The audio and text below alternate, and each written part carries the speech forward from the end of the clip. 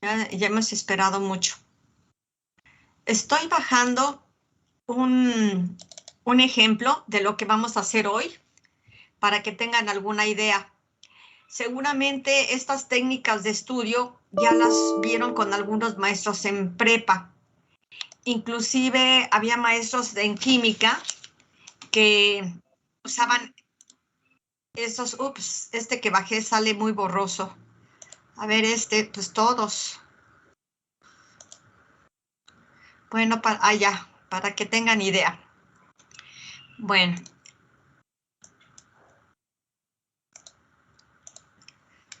Debido a que hoy no vamos a tener este laboratorio práctica, quiero preguntarles ¿qué técnicas de estudio ustedes utilizan para todas sus asignaturas?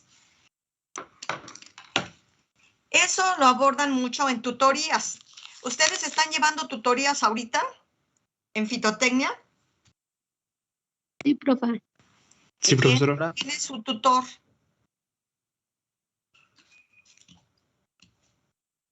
A nosotros nos toca Román. Ah, con el maestro Román. Muy bien, Eugenia. Pues él debe de saber bueno, no sé si vean esas técnicas o estrategias de estudio.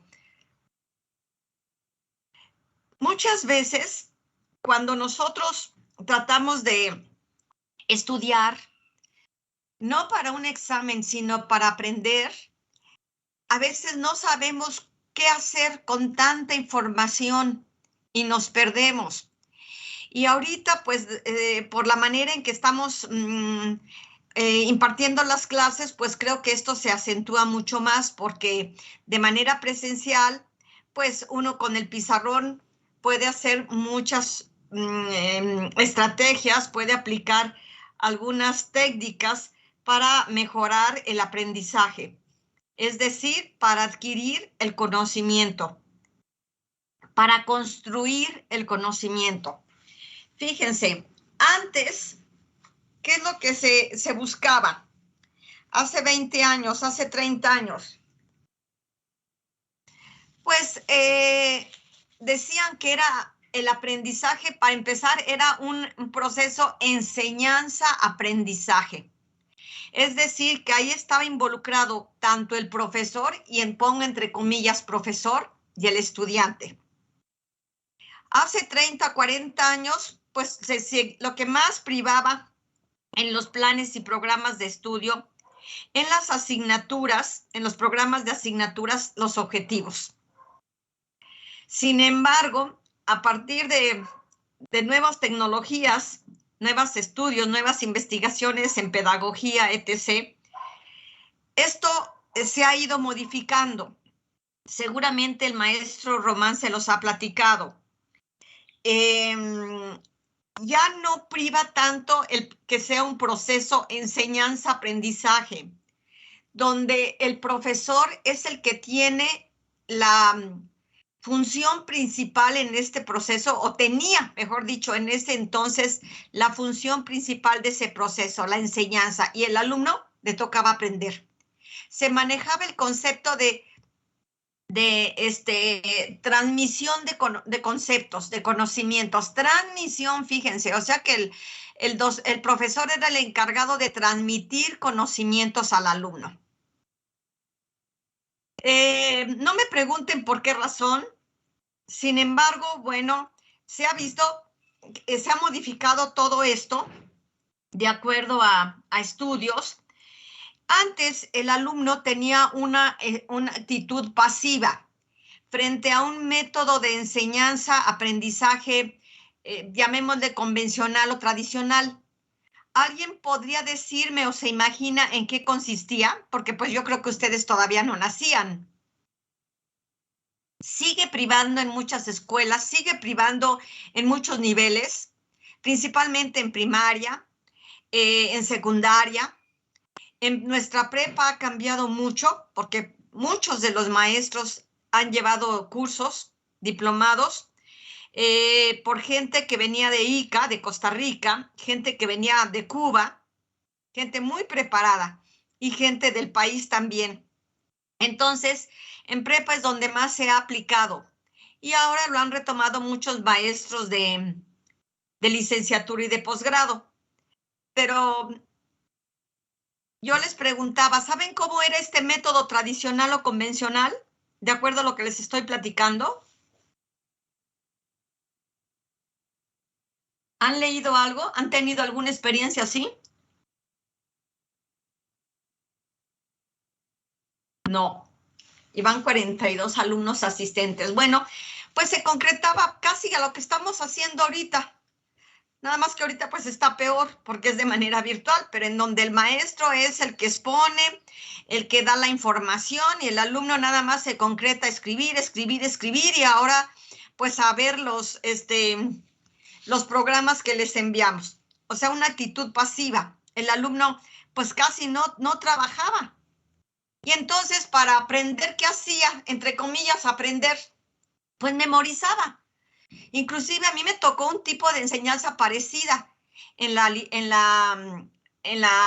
secundaria, en la preparatoria. Era el modelo educativo que privaba en ese entonces. Sin embargo, les digo, ha cambiado esto en tantos años y ahora se ha visto que la mejor manera, bueno, ha habido un proceso en esa evolución y entonces se ha visto que ahora ya no debe de ser proceso enseñanza-aprendizaje, sino proceso aprendizaje, proceso de aprendizaje.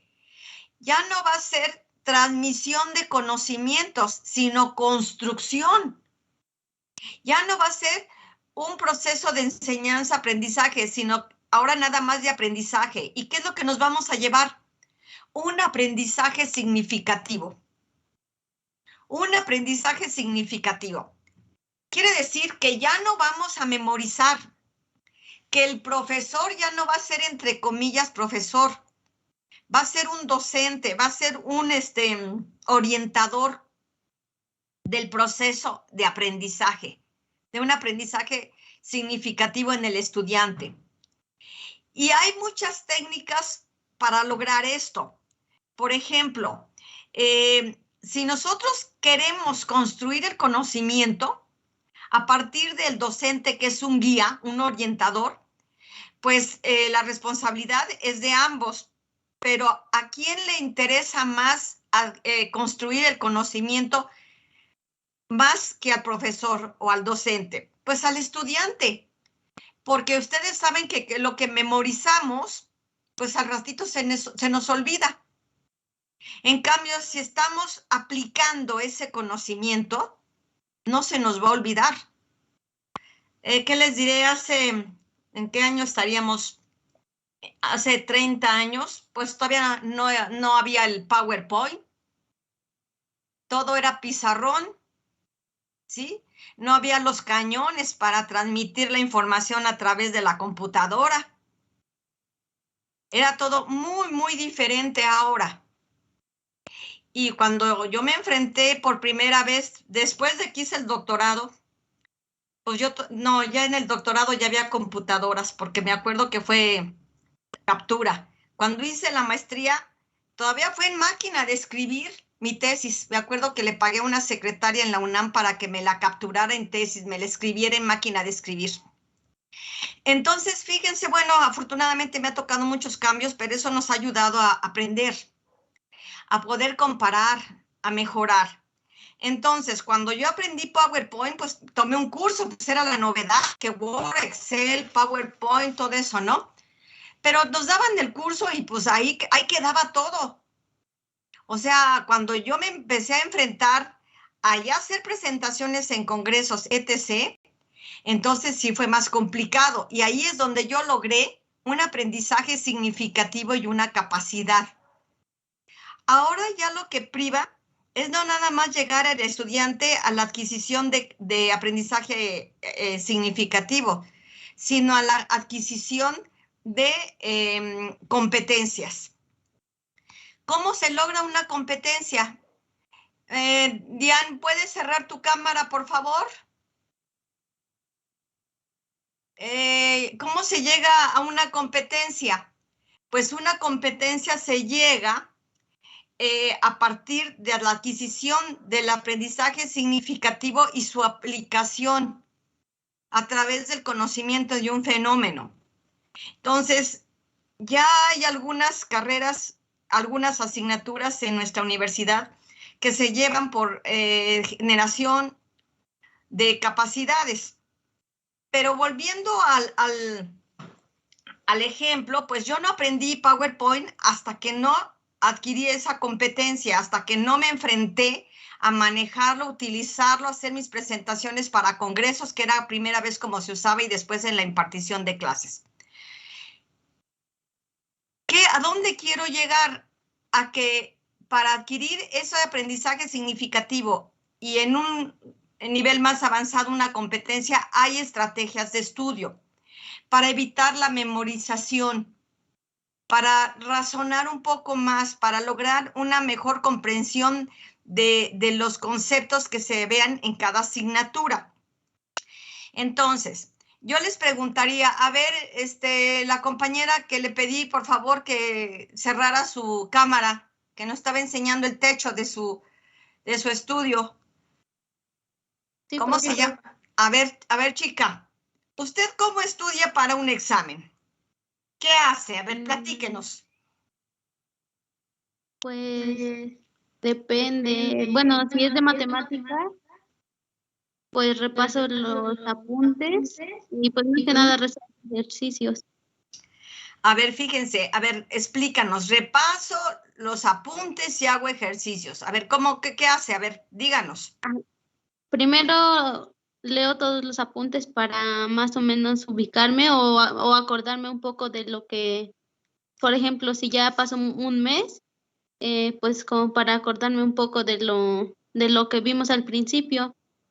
Y ya después de que pues ya tengo un poco una noción, ya empiezo a resolver ejercicios, igual tomando en cuenta los apuntes, pero como que ya no ando muy perdida con lo más atrasado.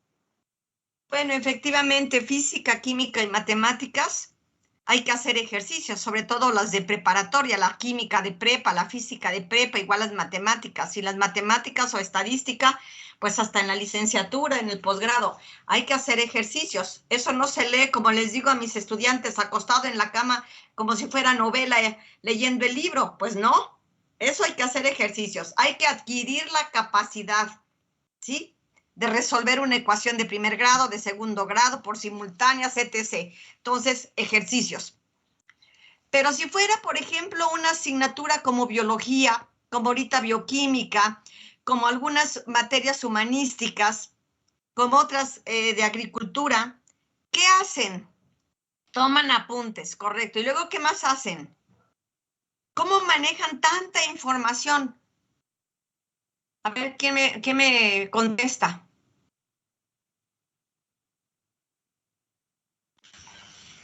Primeramente, realizar fichas o ya sean mapas, bueno, en mi caso conceptuales, o realizar muchas notitas y tenerlo a un lado a la vista para estar como que viendo en tus momentos libres y ahí irte acordando y ya cuando llega la hora del examen dar como que un repaso general de todo. Excelente, Yulicen. Me hiciste acordar de mis épocas. Antes, hace muchos años, mejor no digo los años, si no mis alumnos se ríen, pues hacíamos el famoso acordeón. O sea, hacíamos un resumen, casi incluíamos las palabras claves de cada unidad y poníamos su significado, no rollo. A ver, decíamos aminoácidos, solubles en agua, carácter amortiguador del pH, punto. Tienen configuración más menos y son tasas. Esos eran nuestros acordeones. Había gente, yo les juro por mi mamá, que yo nunca saqué un acordeón, yo nunca reprobé una materia, pero había compañeros que lo sacaban, ¿sí? Y más las compañeras, como que, no sé, como que las mujeres se prestaban más para eso. Sin embargo, se nos queda la manera de resumir la información en esos famosos acordeones.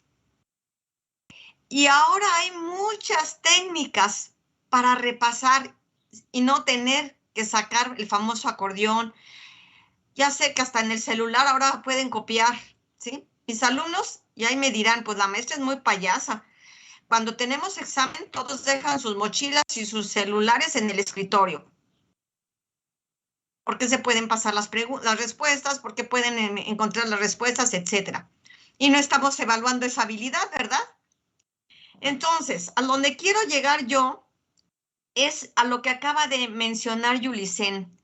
Una de las técnicas de estudio para construir el conocimiento, para organizarlos, mejor dicho, para sistematizarlo, es a través de mapas conceptuales. Hay otras técnicas, haciendo esquemas, haciendo diagramas, haciendo rúbricas, haciendo mapas mentales, haciendo cuadros sinópticos, haciendo resúmenes. Es decir, manejar, manipular los conceptos de una u otra forma para que el cerebro los ubique, los vincule con otros más y de esa manera los podamos olvidar menos. De esa manera podríamos a futuro pensar en una aplicación. Hace 2 días me contactó un estudiante por el correo. Ahora el correo universitario pues es como estar en el periódico de hace 30, 40 años o como estar en la televisión, digo yo, porque pues cualquier persona podemos encontrar con el correo universitario nada más con el nombre. No hay necesidad de dar el teléfono, de dar el correo particular. Entonces me contactó un alumno de séptimo, yo creo ya, porque va a hacer prácticas preprofesionales, que quería hacer la tesis conmigo. Entonces, pues yo muy, ¿qué les diré? Ingenua, que esta edad ya no es ingenuidad, ¿verdad? Le pregunto, ¿y qué es de maestría o de doctorado? Para saber el tiempo que requieres para hacer la tesis. No, maestra, soy de licenciatura. Ah, correcto. Le digo, bueno, pues ¿tienes algún tema de tesis? No, pues todavía no. Le digo, ¿ya investigaste cuál es mi línea de investigación? No sé si te guste, porque casi hay muchos estudiantes de licenciatura, pues que no les gusta la bioquímica y mi línea es fitoquímica. O sea, todo lo que es metabolismo secundario, con lo que nos van a sorprender el equipo 7 y 8. Entonces, pues ya me dijo que quería evaluar algunos extractos en algunas plagas de plantas, algo así. Me dijo que era de licenciatura, que si le daba tiempo de aquí a su estancia preprofesional. Le dijo, no, mijito, no te da tiempo porque pues hay que entrar al laboratorio y ahorita las circunstancias están muy complicadas, entonces quedamos que de regreso. Pero yo sé que a los estudiantes que luego vienen de fitotecnia, si no tienen una buena bioquímica, una buena fisiología, les cuesta luego mucho trabajo el laboratorio. Nos da miedo entrar al laboratorio, nos da miedo tomar una pipeta. Y fíjense ahorita estas generaciones, la pasada y esta, que todo ha sido virtual, pues estamos perdiendo esa capacidad del manejo de una pipeta, ¿sí? Que la tomamos con el dedo que no debe de ser y que no sabemos medir el volumen. Son cosas muy básicas que seguramente se aprenden en preparatoria, donde damos toda esa información, ese desarrollo de capacidades, ¿no? Entonces, es muy importante adquirir esas herramientas, esas habilidades. Y ahora, pues, yo les quiero dedicar esta clase, ya que no tuvimos práctica, para los que llegaron tarde, a construir un mapa conceptual. Levante la mano quien ha construido alguna vez un mapa conceptual. Seguramente en prepa, cuando menos conozco el área de química. Ya les he platicado que estuve mucho tiempo de mi vida docente ahí. Diane, Yulicen, perfecto. ¿Quién más? En el área de química hubimos muchos maestros que tomamos muchos cursos en la universidad sobre eso. Yo tengo 3 diplomados de educación, entonces tenemos muy claro, pues casi la mayoría: Rubí, Jerónimo, Roberta, Noé, Anaí, Jesús, Diego, Ilse, Arturo, Rita, Ana Belén, Diane, David, Jesús, pues todos, Alan, Rodrigo, Robert, Tobías, Omar, Fernando y Marta Cristina. Pues es un gusto y voy a ver más, a ver el chisme. Pues todos, Noé, Osmar, Fernando, Néstor, José, pues entonces va a estar muy fácil. Janet, Tobías, ya lo mencioné. Bueno, Adonis todavía no. ¿Adonis está? Aquí está. Adonis, ¿tú has tomado un curso de estos o sabes lo que es el mapa conceptual? Pueden bajar su mano, chicos, 23, más del 50%. Adonis, hice una pregunta a usted. Sí, ¿Sí sabe Sí, lo que es un mapa profesora. conceptual? sí. A ver, explíquenos. No recuerdo, pero, lo tomó con mi profesora, se llama la profesora Guadalupe.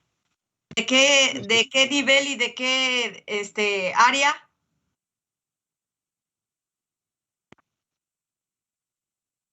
Química 2, creo, me acuerdo bien. No, ¿De prepa? sí. Ah, no conozco a esa maestra Guadalupe, seguramente ha de ser nueva. Bueno, entonces lo que quiero que hagamos hoy para construir ese conocimiento que hemos visto del tema de aminoácidos, proteínas y enzimas, nada más hemos repasado hasta aminoácidos, que hagamos un mapa conceptual. Entonces, yo voy a tratar de proyectar en la pantalla todas las sugerencias que ustedes me vayan dando. Desgraciadamente no los puedo ver quiénes son. Entonces, sí, a mí me gustaría que me dijeran su nombre. Por ejemplo, Adonis, y ya da la sugerencia. ¿Qué es lo primero que tenemos que hacer para construir un mapa conceptual? A ver, Diane.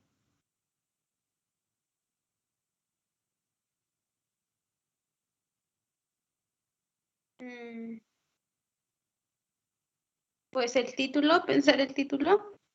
No, pues el título es lo de menos, Diane. Si le vamos a llamar igual que la unidad, pues eso no, yo creo que no es muy relevante. ¿Qué sigue? El contenido es lo más importante. ¿Cuál sería el contenido? ¿Cómo lo empezamos a construir? ¿De qué partimos? De la definición de... No. A ver, vamos a construir un mapa conceptual. Va a ser del tema que estamos viendo, aminoácidos y proteínas. Encima lo vamos a dejar por un momento. ¿Qué tenemos que hacer? ¿Qué es lo primero que hay que hacer para construir un mapa conceptual?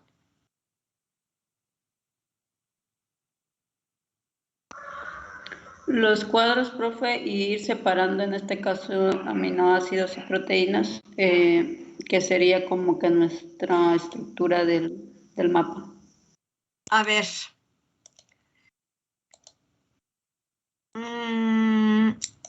Voy a proyectar ahorita lo que estaba yo bajando, ya lo están viendo. Ese es un mapa conceptual. Cada cuadro es un concepto, valga la redundancia, es un término, es un concepto temático. ¿Sí? Aquí, bueno, está aplicado el mapa conceptual al concepto de mapa conceptual.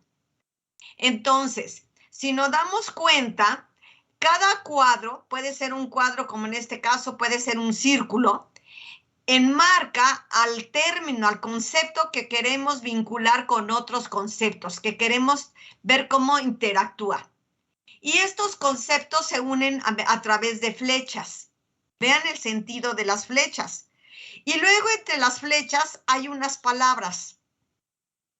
Hay unas palabras que se les llaman conectores, que los podemos omitir o los podemos considerar. Lo más importante son los conceptos que están en los cuadros y si lo hacemos a mano, en círculos. Además, los mapas conceptuales por lo general se construyen con una o dos palabras como máximo. Aquí estoy viendo que tienen un cuadro hasta con 4. ¿Sí? Entonces, se construyen con una o dos palabras. Y los conectores también son preposiciones para unir esos conceptos, para interpretar mejor esa interacción entre ellos.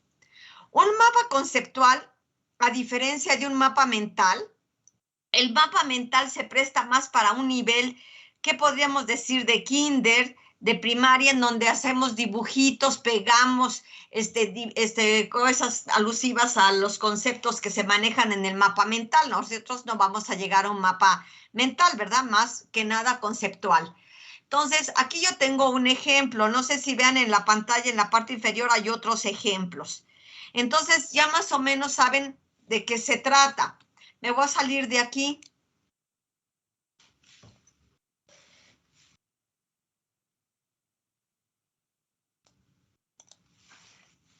Bueno, entonces, vamos a construir un mapa conceptual.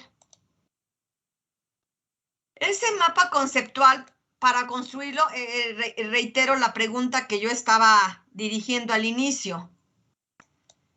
¿Qué hay que hacer primero para hacer un mapa conceptual? Ya más o menos nos acordamos de ver la imagen que les proyecté. ¿Qué tenemos que hacer primero? Todo esto es con la finalidad de que sepan organizar todos los conceptos que hemos visto de la unidad de aminoácidos, proteínas y enzimas y les sirva de repaso, perdón. ¿Sabían que a través de un mapa conceptual nosotros podemos evaluar a un estudiante? Ningún mapa conceptual puede ser igual al de otra persona. Somos entes diferentes. Tenemos diferente óptica de ver las cosas, diferente visión. Tenemos diferente manera de organizar el conocimiento de acuerdo a nuestras necesidades, prioridades y proyectos de vida. Entonces, un mapa conceptual me da mucha información. No voy a evaluarlos a través de un mapa conceptual, aclaro, pero sí es importante que les dijera las aplicaciones que tiene un mapa conceptual. ¿Por qué dedicar una clase a esto? Porque es muy importante que en esta clase, en esta materia y en otras, los alumnos sean capaces ¿cómo les diré?, de construir el conocimiento a través de estas técnicas, porque les ayuda a estudiar. Yo fui tutora de estudiantes indígenas hace muchísimos años, aprendí mucho de ellos, y fui tutora también, creo que un año nada más en fitotecnia. Y bueno, ahí la tutoría como que se enfoca a otros aspectos, ya a nivel licenciatura, pero sí es muy importante que nosotros como tutores hagamos énfasis en que lo primero para el estudiante es construir el conocimiento, el aprendizaje, mejor dicho, no el conocimiento. Y después sean capaces de adquirir una capacidad, ciertas habilidades. Entonces, una forma pues es a través de resúmenes, les decía yo, cuadros sinópticos, rúbricas, etcétera, etcétera. Pero para mí una de las técnicas mejores es a través de mapas mentales. Entonces regreso a la primera pregunta. Ya sabemos de qué tema vamos a hacer el mapa mental. Lo voy a definir. Va a ser nada más aminoácidos y proteínas. ¿Qué es lo primero que tengo que hacer para construir un mapa mental? Digo, perdón, conceptual.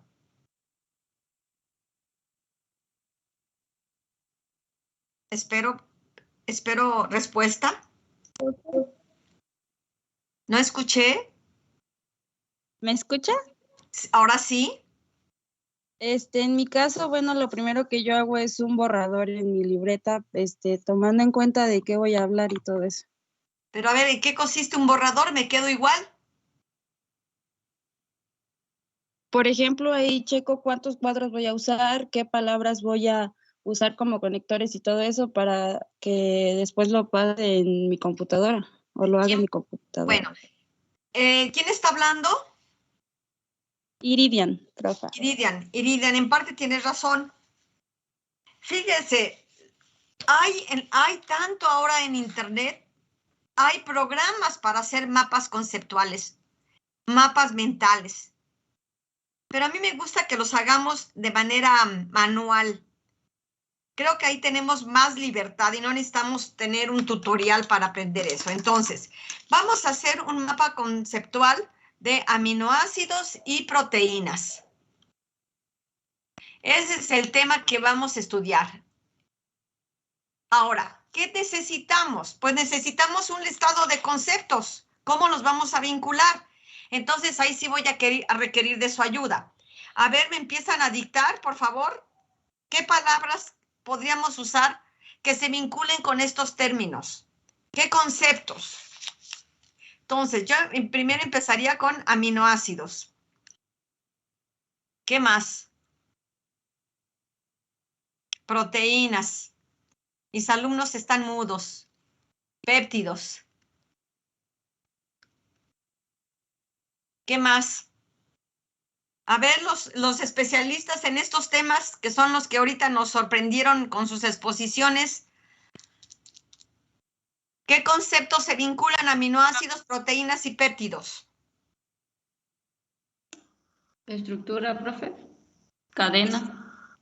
Pues estructura, pero me dice poco. No es muy específico. Nucleótido. ¿Eh? ¿Perdón? Nucleótido.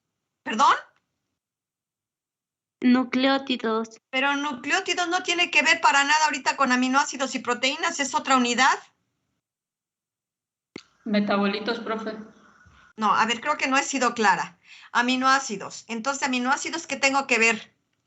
Función, configuración, amortiguador de pH. De péptidos, enlace peptídico. ¿Qué más? Polipéptidos. Proteínas, ya está. ¿Qué otra cosa podríamos decir? Amortiguador de pH, grupo funcional. ¿Qué vinculamos con grupo funcional? Grupo amino, que es de a fuerza en un aminoácido. Grupo carboxilo, que es de a fuerza en un aminoácido. Y aquí lo ponemos. Carbono asimétrico o anomérico. No, asimétrico, más fácil. Asimétrico, porque anomérico es en carbohidratos. Aunque podría pensarse aquí también, pero bueno. ¿Qué más sería? L-aminoácidos. Radical. Perfecto. Radical, que vendría mucho con un grupo funcional, pero son los radicales. ¿Qué más? Nivel de estructuración.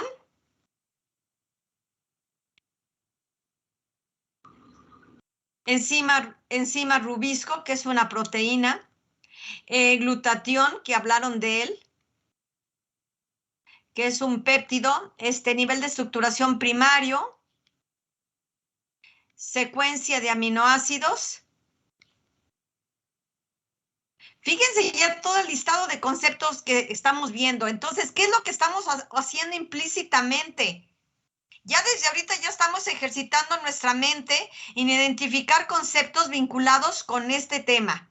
Secuencia de aminoácidos. Nivel de estructuración secundario. Pues no me van a caber. Pues me voy acá, perdón. Doble hélice. Podríamos decir, o mejor, no, mejor se me van a confundir con nucleótidos, y así ya me están dando el nombre de nucleótidos, mejor no. Nada más nivel de estructura, doble plegada. Plegada, nivel de estructuración secundario. Helicoidal. Nivel de estructuración terciario, nivel de estructuración cuaternario, puentes de hidrógeno, puentes azufre-azufre. Ya, yo creo que ya, porque no nos va a alcanzar el espacio. Ahora, hay que elegir el término central. Puede ser de lo más simple a lo más complejo o a la inversa, de lo más complejo a lo más simple. ¿Cuál prefieren ustedes? Podríamos pensar siempre de lo más simple. Aminoácidos. Un círculo. Ya está. ¿Qué término de todo este listado se vincula con aminoácidos? Fíjense el ejercicio que estamos haciendo. Entonces, una podría ser amortiguador del pH. Función, profe. Muy bien, función. Entonces, entre amortiguador de pH y aminoácido, puedo utilizar función. Es una de las funciones. Y las flechas. Puedo omitir los conectores. No hay necesidad para hacerlo más simple, más rápido y más comprensible, sin tantas letras y palabras. Entonces, los aminoácidos tienen como función amortiguar el pH. Ese es un ejemplo, pero aquí podría haber otras funciones. Ya consideramos esta. No hay otra función que tengamos aquí. Bueno, otra función, ¿cuál podría ser? Formar ¿qué? Péptidos, ¿verdad? Otra función, ¿cuál podría ser? Polipéptidos. Fíjense el ejercicio que estamos haciendo, polipéptidos. Y los polipéptidos, cuando adquieren un nivel de estructuración, fíjense el repaso, ¿obtenemos qué? ¿Una secuencia de aminoácidos? No. A ver, un aminoácido tiene como función formar polipéptidos. Los polipéptidos, si se estructuran, eso se los expliqué en la clase pasada o en la antepasada, no recuerdo. Los polipéptidos, si adquieren un nivel de estructuración, ¿a qué nivel llegan? A un nivel máximo. ¿Cuál es el nivel máximo de organización de los aminoácidos, por llamarle así? Proteínas. Con un nivel, claro, proteínas, exacto. Fíjense aquí cómo vamos utilizando los conceptos en nivel de comprensión y de razonamiento. Entonces tenemos bien claro para qué sirven los aminoácidos, en qué nivel se encuentran los polipéptidos y en qué nivel se encuentran las proteínas y cuál es la diferencia en el nivel de estructuración. Ahora, ¿a qué nivel de estructuración podríamos utilizar en medio, aquí, cuántos niveles de estructuración hay? Terciario, secundario, pues ya. Y voy a ponerlo por acá, cuaternario. ¿Sí? Esos son los niveles de estructuración que hay. Y todos estos me llevan ¿a qué? A proteínas. Fíjense, ahora, ya tenemos los polipéptidos, ¿qué son? Aquí metería yo otro concepto. ¿Dónde está? Secuencia de aminoácidos. Entonces, aquí sería secuencia aminoácidos. Entonces, ahora sí, los aminoácidos tienen una función. Cuando hay una secuencia de ellos, me genera polipéptidos, pero si estos polipéptidos adquieren un nivel de estructuración mayor, que puede ser cuaternario, terciario, secundario, obtenemos una proteína. Entonces, bueno, aquí me faltó un concepto que no pusimos en el listado, que es desnaturalización. Entonces, aquí podríamos poner que las proteínas se desnaturalizan, sufren el proceso de desnaturalización, y me faltaría poner en medio factores. ¿Qué factores? La temperatura, la radiación, o sea, a ver, ya estoy metiendo ruido mal. Estoy metiendo el desorden. A ver, entonces, una proteína se desnaturaliza. Vamos a ponerlo aquí, ¿mediante qué? Calor. Entonces la flecha sería al revés. El calor desnaturaliza la proteína. ¿Qué más? Habían dicho sus compañeros la radiación UV, los rayos X, los rayos gamma. Ellos desnaturalizan a las proteínas, pierden su función. Correcto. ¿Qué es lo que mantiene esos niveles de estructuración? Pues primero, en la secundaria que está aquí en medio pondría yo otro círculo con otro concepto. ¿Qué es lo que mantiene el nivel de estructuración secundario? Los puentes de hidrógeno. ¿Qué es lo que mantiene un nivel de estructuración terciario y cuaternario? Aquí tendríamos que estar unidos por puente azufre-azufre. Este une al cuaternario y al terciario. Bueno, todo esto ya lo vimos. Nivel secundario, ¿qué concepto se vincula con nivel secundario? Aquí lo tenemos, doble plegada y helicoidal. Entonces aquí sería estructura doble plegada, es como un acordeón, o beta plegada. Y aquí sería helicoidal, que es como un resorte. Entonces vean todo lo que estamos repasando, Nivel de estructuración. A ver, rubisco. ¿Rubisco entraría en qué? ¿Dónde lo pondría? ¿En polipéptido, en aminoácido, en proteína, en desnaturalización? A ver, ¿dónde pondría yo a la rubisco? La rubisco, acuérdense que es la enzima más abundante del planeta. Es la que se encarga de fijar el CO2 en la fotosíntesis. Es la que me convierte el carbono inorgánico en orgánico. Es la manera en cómo el carbono entra a los organismos vivos. Entonces, ¿dónde la colocaríamos? A ver, ¿quién me puede decir? En proteína. Desde luego, en proteína. La voy a poner aquí intencionalmente por algo. Rubisco. Ya sé que es una proteína, fíjense. Aquí.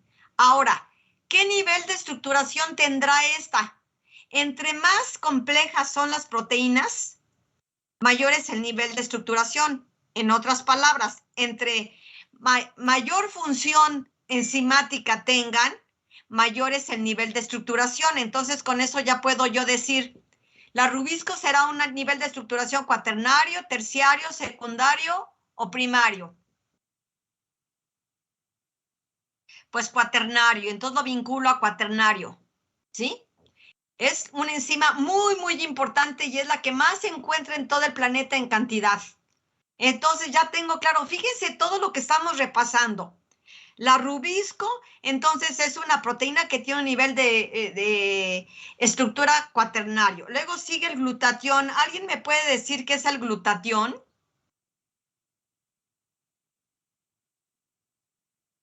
Los que presentaron hablaron de él. ¿No? El glutatión. Profesora. ¿Sí? Sí, le iba a comentar, el glutatión es un antioxidante, ¿no? Que se encuentra Desde luego, es un antioxidante. Está en vegetales y en animales. ¿Pero qué es? Está formado por 3 aminoácidos. ¿Qué será? Ya estamos como en las adivinanzas. Ya está como esa adivinanza. A ver, chicos, está como esa adivinanza. ¿De qué color es el caballo blanco de Napoleón? Así está el glutatión ahorita. ¿Un tripéptido? ¿Perdón? ¿Es un tripéptido? Excelente, es un tripéptido. No llega ni a polipéptido, entonces lo uno a péptidos. Así es. Ahora, ya vimos entonces glutatión. Nivel de estructuración primario, ¿dónde lo pondrían? Es un nivel más simple. Lo pondrían. ¿Cuál es el nivel de estructuración primario? Para ubicarlo tenemos que tener claro el concepto, si no, no lo podemos ubicar. ¿Qué es un nivel de estructuración primario? A ver, ¿quién me lo puede recordar? A ver, voy a hacer por acá un esquemita. Cada esferita es un aminoácido. Entonces, aquí es un nivel de estructuración primario. Cuando esa cadena de aminoácidos se forma, se enrolla de manera helicoidal, voy a tratar de hacerlo así, en otras palabras, así, o beta plegada, así como un acordeón, entonces es un nivel de estructuración secundario. Y cuando cojo ya sea una primaria o una secundaria, hagan de cuenta una hebra de estambre, de una cuerda, y lo enrollo así, ¿qué nivel de estructuración tendría aquí? Secundario. Terciario. Esto es primario, esto es secundario, esto es terciario. Y cuando junto varias terciarias aquí, vamos a poner 4. Y a lo mejor hay hasta un elemento metálico, un cofactor, etcétera, y todas unidas, ¿sí? Entonces sería un nivel de estructuración, ¿qué? Cuaternario, claro. Entonces, todas las enzimas o la mayoría tienen un nivel de estructuración cuaternario porque tienen una función bien compleja. Aquí podríamos poner en proteínas como ejemplo o un concepto más, enzimas. Aquí, entonces fíjense todo el repaso que estamos dando de las 2 unidades. Ya estamos metiéndonos hasta con enzimas. Y aquí tendría yo que vincular enzimas ¿con quién? con la Rubisco. Entonces, esta es la razón por la que a mí me gusta más hacer un mapa conceptual a mano. Porque a veces en un riguroso esquema de cuadrados y de flechas, pues no podemos a veces vincularlas. Y hay muchos conceptos que se vinculan. Por ejemplo, aquí en CIMAS podríamos también vincularlo con cuaternario. Ahora, ¿qué me falta? Enlace peptídico. ¿Dónde pondrían ustedes el concepto de enlace peptídico?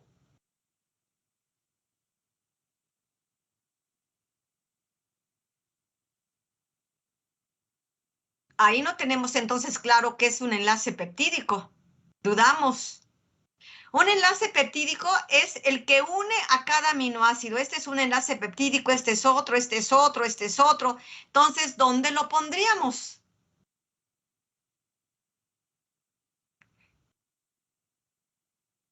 ¿En secuencia de aminoácidos? Perfecto, podría ser en secuencia de aminoácidos, pero más que ahí, no sé quién contestó, creo que, pues veo la foto, pero no veo el nombre. Yo lo pondría quizás aquí en péptidos y péptidos con polipéptidos. Quiere decir que los aminoácidos para formar péptidos tienen que, aquí vendría el concepto, tienen que seguir tienen que formar un enlace peptídico. Y estos también, ¿sí? Podría quedar en secuencia de aminoácidos, pero recuerden que la secuencia de aminoácidos, ¿quién marca? ¿Quién determina la secuencia de un aminoácido? A ver, ¿me quieren recordar? Estaremos integrando todo lo que hemos visto ahorita de las dos últimas unidades. ¿Quién me dice para formar una proteína la secuencia de aminoácidos que debe de haber? ¿El polipéptido, profe? No. ¿No es el código genético, profe? Claro, el código genético, mis alumnos. Acuérdense que el ADN tiene toda la información, se la pasa al ARN y el ARN se encarga de ir pegando los aminoácidos, ir dando la secuencia de aminoácidos para obtener esa larga cadena de proteínas primaria. Entonces, vean aquí en los aminoácidos tendríamos que poner, para tener la secuencia, la información voy a ponerle o me voy a atrever a poner ADN, que no lo tuvimos considerado acá en el listado. Fíjense, entonces, el ADN es el que me da la secuencia de aminoácidos. ¿Ven cómo estamos vinculando todos los conceptos? Entonces, esto está, es excepcional porque estamos repasando y nos estamos ubicando en la función de cada cosa, de cada concepto, de su importancia. Por eso les digo, cada mapa conceptual es diferente en cada persona. ¿Qué otra cosa nos falta? No hemos visto lo más simple, estamos en lo complejo. Quizás entonces debimos de haber partido de proteínas. A ver, ejemplo ya tenemos un ejemplo de una proteína cuaternaria. Vamos a las más sencillas, a las secundarias. ¿Qué ejemplo tendríamos? Aquí, un ejemplo. Quizás sea un poco más difícil en vegetales porque los compañeros presentaron un poco una bioquímica general ubicada más que nada en animales superiores. Entonces, estas proteínas secundarias, ¿en dónde las podríamos encontrar en los animales superiores? A ver, los especialistas en aminoácidos y proteínas. ¿Ya se les olvidó el tema que expusieron? Ups. ¿Sí? No sería, bueno, no estoy segura, creo que es la queratina. Perfecto, queratina. Sería yo un ejemplo. Otro ejemplo, que como la queratina no se une, vamos a ponerle aquí el ejemplo. Otra, ¿cuál sería? La lana. ¿Cuál? La seda. ¿Cuál otro? Los músculos. ¿Cuál otro de estructura secundaria? Las uñas. ¿Sí? En esa es la quitina, ¿verdad, profe? ¿Perdón? El de... El de las uñas, ¿qué proteína contiene, profe? Es que en esa me confundo. Son secundarias. Son estructurales. Ah, porque hay otra clasificación de proteínas. Las fibrosas y las conjugadas. Y entonces las fibrosas estarían los músculos, la queratina, como el cabello, la lana, la seda. Y las globulares, ¿cuáles serían? Pues las enzimas. ¿Se dan cuenta? Pero hay entonces diferentes clasificaciones. Nosotros nos ubicamos más por el nivel de estructuración. Fíjense todo lo que hemos construido. Ahora, aminoácidos no hemos dejado desprotegido. Tenemos aquí un listado. Ya vimos enlace peptídico, peptídicos. Ya vimos función, péptidos y proteínas. ¿Qué nos falta? Grupo funcional, grupo amino. Entonces, un aminoácido podemos poner aquí, está formado por un grupo amino, NH2, y también por un grupo carboxilo. Ya. El hecho de que se unan a un carbono, estos dos se van a unir a un carbono que se le llama carbono asimétrico. Entonces, carbono asimétrico. Y esto me va a dar diferente configuración. ¿Qué configuración me va a dar? L y D. ¿Y cuáles son los que forman proteínas? Los aminoácidos L. Entonces, esta flecha tendría que venir aquí a formar ¿qué? Proteínas o péptidos o polipéptidos. ¿Se dan cuenta? Quiere decir que aquellos que tienen el grupo amino del lado izquierdo son los de configuración L y son los únicos que forman proteínas. Los de configuración D no. Entonces, los L forman proteínas, péptidos, polipéptidos. ¿A qué se debe que haya esta configuración? A que haya un carbón asimétrico. ¿Y qué es un carbón asimétrico? Un carbón asimétrico es el que tiene 4 sustituyentes diferentes. Uno el carboxilo, otro el grupo amino y faltan 2. Otro sería ¿qué? El radical unido a ese carbono asimétrico. Y finalmente ¿qué? Un átomo de hidrógeno. Ahí estaría el carbono asimétrico. Entonces ya repasamos todo lo que es la unidad de aminoácidos y proteínas en este mapa conceptual. Desde luego es muy padre hacerlo en el pizarrón porque vamos borrando y le vamos dando más estética, vamos acomodando mejor. Hacerlo ahorita, pues por cuestiones de tiempo ya no estoy borre para tener mejor pues organización o estética, ¿verdad? Pero fíjense el repaso que hicimos. Y nos faltaron conceptos porque yo tuve que agregar enzimas, tuve que agregar queratina, tuve que agregar lana, seda, tuve que agregar, ¿qué otra cosa? No, glutatión sí estaba. Ultravioleta, desnaturalización, calor, conceptos que tuve que agregar. Entonces, con eso he hecho un resumen de toda la unidad. He hecho un esfuerzo en vincularlos y para vincularlos tengo que tener claro qué significa cada una de esas palabras o de ese conjunto de palabras, nivel de estructuración. Debo tener claro qué es el nivel de estructuración. Debo tener claro qué es doble plegado. Pues ya sé que es un nivel de estructuración y se encuentra en el secundario, ¿sí? ¿Qué otra cosa? El ejemplo que me ponga la maestra, un ejemplo de un péptido. Ah, pues ya, glutatión. Está formado por 3 aminoácidos. Cisteína, glicina y fenilalanina. Ahí está. ¿Sí? Ya sé otra función del ADN. Ahí está. Información genética. A través de la replicación, me faltaría poner eso, pero no es el tema de ácidos nucleicos, ¿verdad? Así podríamos ir haciendo un mapa conceptual de cada unidad para estudiar y repasar cada una de ellas. Un buen ejercicio. Claro, nos llevaría 1 o 2 horas o 1 hora, pues ahorita casi en media hora lo hicimos. ¿Qué les parece? Ahora quiero oír sus comentarios. Me regreso a donde están ustedes.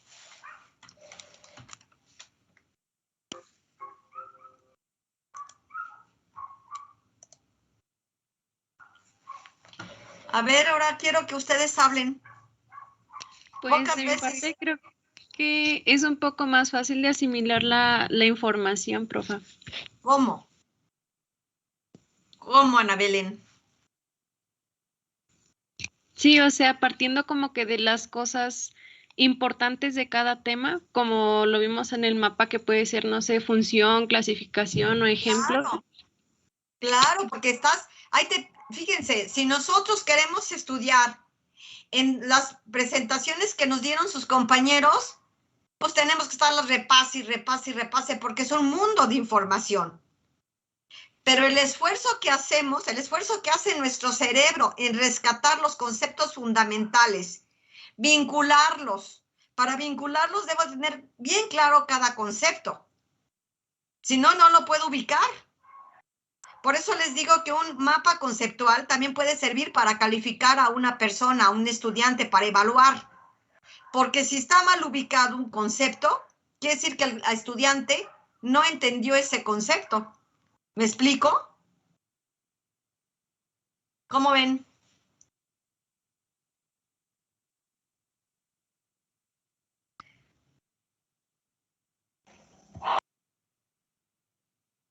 ¿Qué pasó, Yulicen?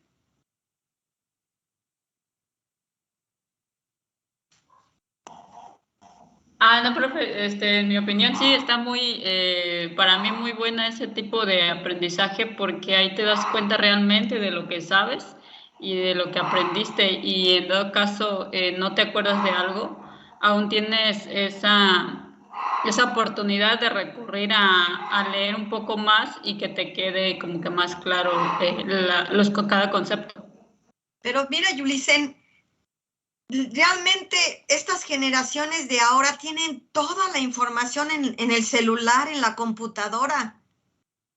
Si no tienen claro un concepto, como tú dices, no hay necesidad de irse a un libro, nada más hay que irse a la computadora, a internet, a buscar el término. Desde luego hay que ver qué fuente de información es, porque yo no soy médico y puedo subir en internet cómo curar la diabetes, ¿verdad? Y pobres de los que me hagan caso, porque pues los voy a llevar a la tumba, pues yo no sé nada de medicina. Entonces hay que buscar que sea una buena fuente. Hay mucha información, entonces si yo no entiendo el término péptido, me voy. Pues aunque sea Wikipedia, ahora está más apoyado ya con artículos científicos serios, no como hace 20 años. Entonces, hay Wikipedia. No se vayan a ir al rincón del, ¿cómo se llamaba ese programa? El rincón del... El vago. Que no era... Vago. Al rincón del vago, pues como que ahí no le confiábamos mucho, ¿verdad?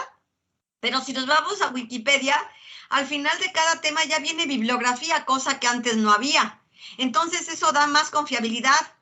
Hay que apoyarse en una fuente que venga de algún profesor de alguna institución de educación a nivel nacional o internacional, de habla hispana. Ahora si quieren en inglés, pues en inglés. Entonces, ¿qué sucede? Pues que ahí tenemos el concepto y ahora ya que tengo claro el concepto, lo ubico. Fíjense el cambio tecnológico del mundo.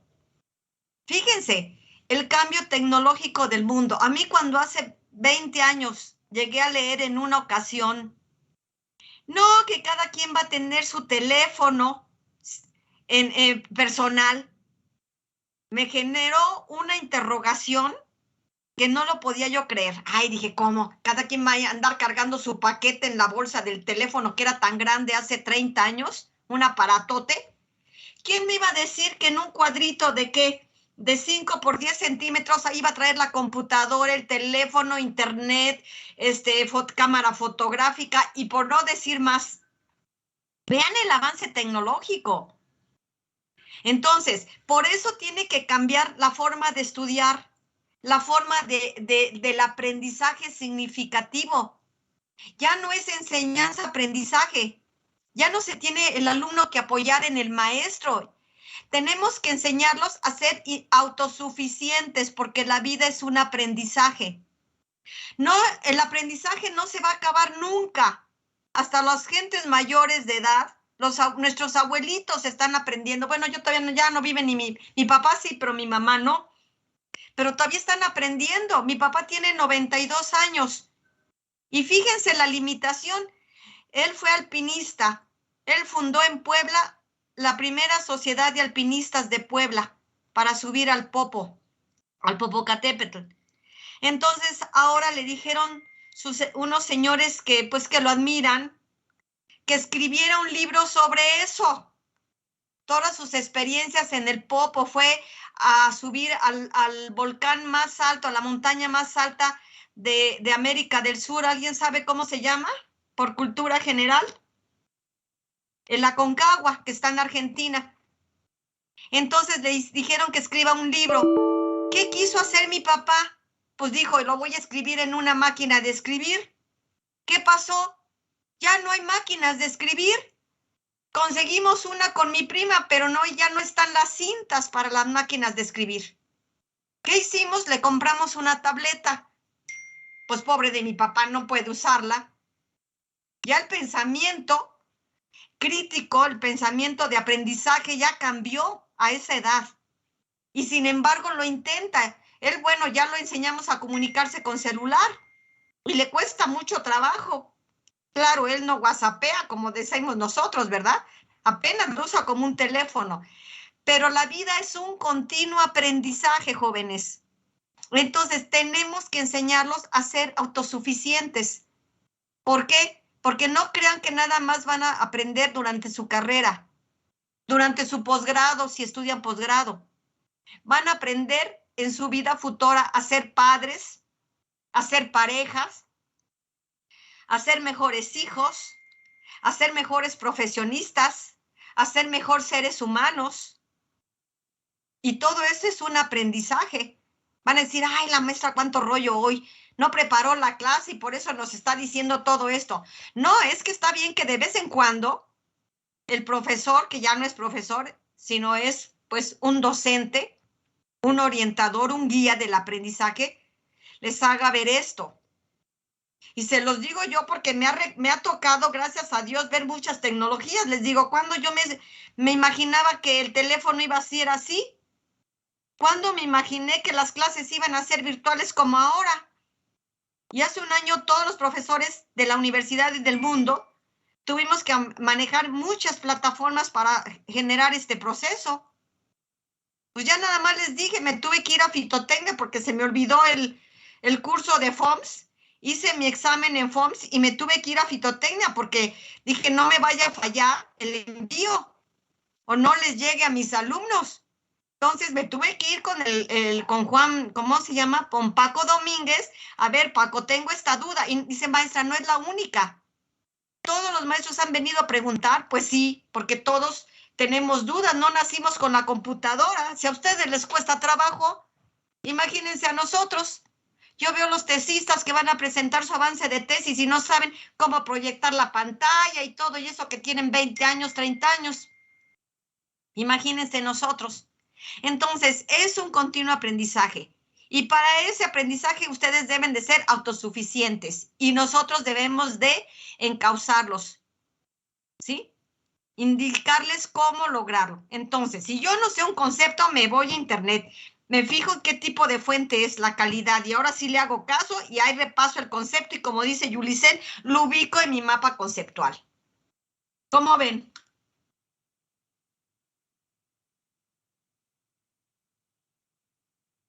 Está muy bien, profesora. Pues sí, mis alumnos tienen que aprender a hacer eso. A ver, otra técnica. ¿Qué otra técnica podríamos considerar para tener la sistematización de los conceptos? Un cuadro sinóptico. En mi época eso era, pero pues están más bonitos los mapas mentales o conceptuales.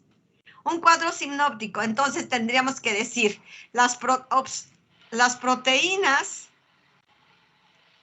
se dividen ¿en qué?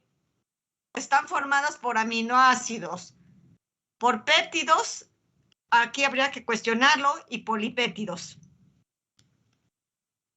¿Un aminoácido qué es? Es un carbono asimétrico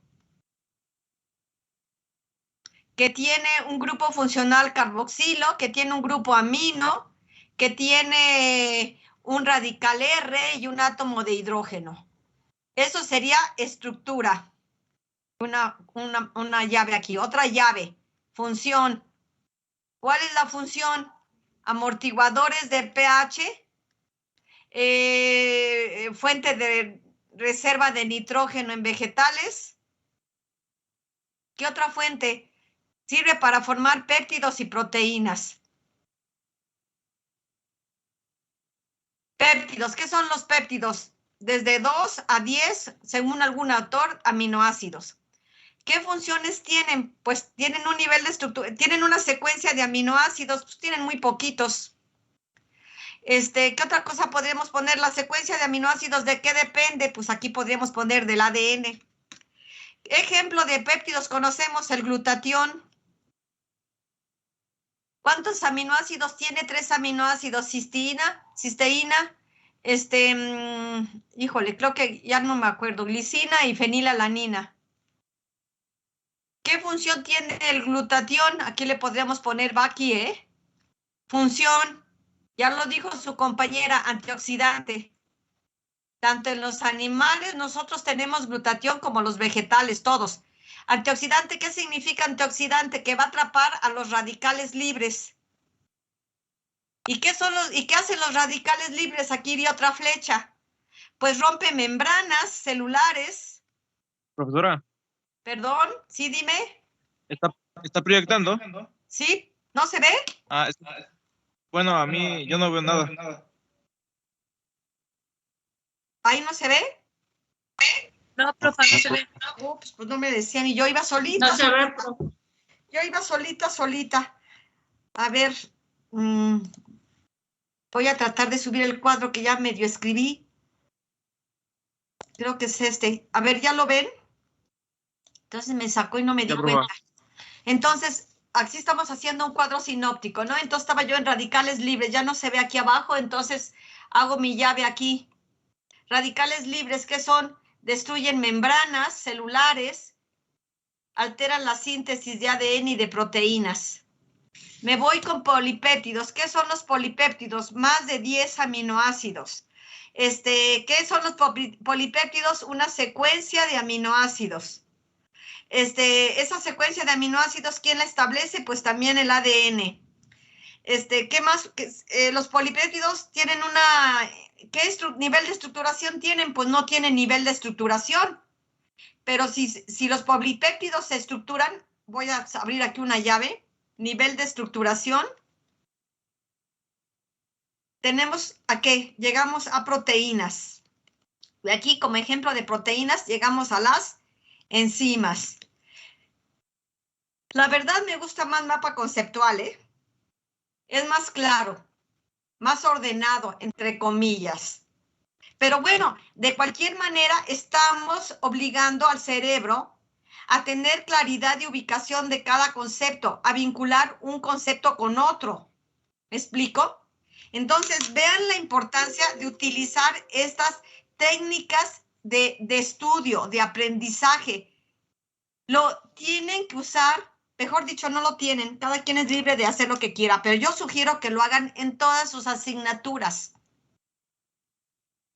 Y van a ver que van a salir mucho mejor en sus materias porque están estudiando. Ayuda para el aprendizaje mucho la vista, como decía su compañera. ¿Sí? Entonces, fíjense todos los sentidos que están poniendo para construir un mapa conceptual. Se les queda grabado en la vista, entonces recuerdan a ver dónde estaban las proteínas ubicadas. Pues estaban ubicadas junto a los polipéptidos, correcto. Entonces, es muy importante que se auxilien, se apoyen, de toda la información que está en el internet y que sepan manejarla. ¿Cómo? Que sepan hacer un resumen. También pueden hacer un resumen. También esa es otra técnica, hacer un resumen de un tema, de una cuartilla, porque están desarrollando capacidad de síntesis de todos los conceptos. Fíjense todas las habilidades que están adquiriendo, desarrollar capacidad de síntesis, desarrollar su sintaxis, es decir, elaboración de oraciones cortas, sencillas, sujeto, verbo y complemento. Porque luego a la hora de escribir una tesis, mis alumnos no saben ni escribir la tesis. ¿Sí? Entonces batallamos los revisores. Entonces, sujeto, verbo y complemento, sujeto, verbo y complemento. Creo que así les enseñaron a ustedes en la secundaria y en la primaria. ¿Sí? Por ejemplo, Emanuel es un estudiante de fitotecnia. Emanuel es el sujeto, verbo es y lo demás es el complemento. Punto. Ahí una oración chica, punto. Los aminoácidos son los bloques de construcción de las proteínas, punto. ¿Y saben qué error hacen mis estudiantes luego? Dicen punto y seguido. Son importantes en la alimentación. Ahora sí, como dicen ustedes, no manches. ¿Quiénes son importantes en la alimentación? ¿Las proteínas o los aminoácidos? Se comen el sujeto. Entonces tendrían que decir estos, con acento en la E, estos metabolitos, estos aminoácidos o estos, como es punto y seguido, sabemos que nos estamos refiriendo a los aminoácidos, son importantes en la dieta o en la alimentación. Entonces, si no aprendemos a construir oraciones, si no aprendemos a redactar, híjole, nos cuesta un trabajo escribir la tesis. Y dicen ustedes, ay, pues yo estoy en cuarto, pues ya está a la vuelta de la esquina, chicos, se pasa el tiempo tan rápido. Entonces, vean que todas estas técnicas de estudio nos contribuyen no nada más a construir un aprendizaje significativo, sino a desarrollar otras habilidades. Habilidades de síntesis, de escritura, de redacción, de comprensión, de sistematización de la información. Entonces, para terminar con tanto rollo, y los voy a dejar salir antes, qué bueno que me salí aparentemente del programa de estudios, pero es muy importante y siempre lo hacíamos de manera presencial en el pizarrón. Íbamos haciendo al final de cada unidad una estrategia de aprendizaje para que, como repaso de unidad. Entonces, hacíamos un mapa conceptual por equipos, lo pasaban a dibujar, lo explicaba cada equipo. Ahorita no se puede, pero es importante hacerlo, era importante comentarlo. Me gustaría, si quieren para mañana, no sé si pueda alguien elaborar uno y nos los presentara y nos los explicara. Quizás lo más apropiado serían los que expusieron, pero tengo que asumir que ellos son los que más dominan el tema de proteínas y aminoácidos. Entonces sería conveniente que hiciera un mapa conceptual alguien que no presentó ese mapa, ese tema, porque les serviría de repaso de una vez. ¿Quién se propondría? ¿Quién dice yo? Levante la mano. No quieren trabajar mis alumnos. Le tienen miedo al mapa conceptual. Ya sabía que iba a ser Yulicen, pero como Yulicen ya sabe hacerlos, no quiero que sea ella. Hay otra valiente y tenían que ser mujeres. Catherine.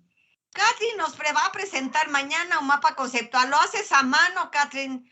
¿O lo haces en PowerPoint como yo lo hice y nos los proyectas? Sirve que aprendemos a proyectar también. ¿Sale? ¿Te parece bien, Catherine? Sí, profa, está bien. Muy bien, tenía que ser mujer. Arriba las mujeres, híjole, los varones se están viendo lentos, ¿eh? Ahora sí. A ver si para el siguiente tema se propone alguno de ustedes. Bueno, son 10:19, ya les voy a dejar ahí. Es mucho rollo por hoy, pero yo creo que muy buena reflexión, eso pretendo. Espero que no les quite el sueño. Entonces, nos vemos mañana.